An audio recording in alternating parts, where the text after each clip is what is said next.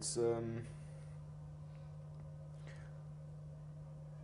you can't explain it. It's just first you need to make sure that it is not a bad dream where you are at, because everything is happening very quick, and you are close to die. You are passing out, and you wake up somewhere else. You don't know where you are. They're closing your eyes, bringing you somewhere else, and you are in a different place. First you are in a country where it's very cold. After then they close your eyes.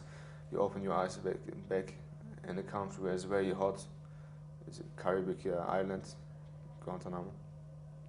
So first time you may need to make sure that it's not a dream, because it seems like a dream, but you know very well it is not a dream. It is real, but you can't understand what's going on. After I had my first interrogation over there, they brought me papers, and they asked me to sign those papers, and it was saying that I'm a member of Al-Qaeda, and that I am a terrorist, and I had to sign those papers. And I refused. I couldn't understand everything of that paper, but I could read the terrorists and whatever, Al-Qaeda. They want me to sign those papers. I refused, and because I refused, they punished me. They hanged me on chains for 5 days. They pulled me on the chains on the ceiling, so my feet was on the air. They did it for 5 days, but every couple of hours, interrogator came to ask me questions. And before he came, they pulled me back down. And he asked me if I'm going to sign those papers, or if I'm going to tell him something what they like to hear. After then, they tried other ways to make me sign those papers. They used electroshocks on me, and they did waterboarding. It's called water treatment.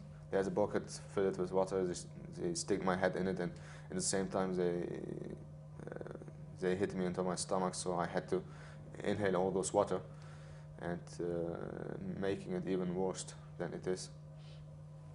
So they just tried always to make me sign those papers, and they wasn't really interested who I am and if I'm guilty or not. They wasn't interested for it. They just tried to make me sign those papers. I just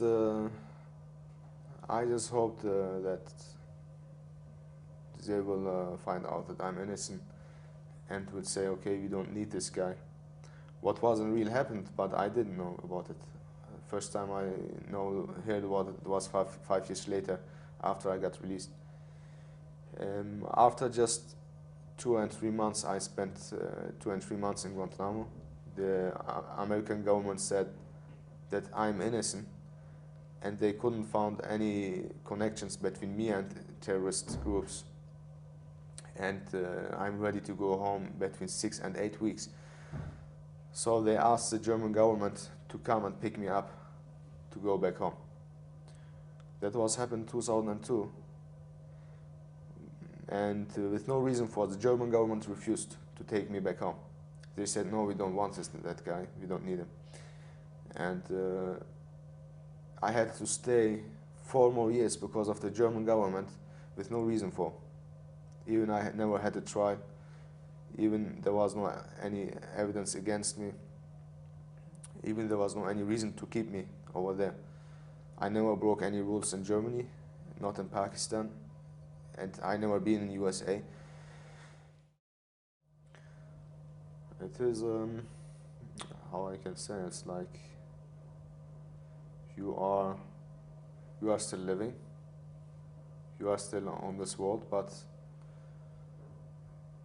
even at the same time you are very far from this world, where nobody can hear you, you can't talk to anybody, and you don't have any rights. You can't You can't do anything, but they can do everything with you, what they want. They can kill you anytime, what they did to many other prisoners, and they can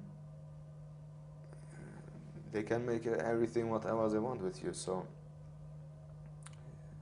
you are still alive, but you are nothing. So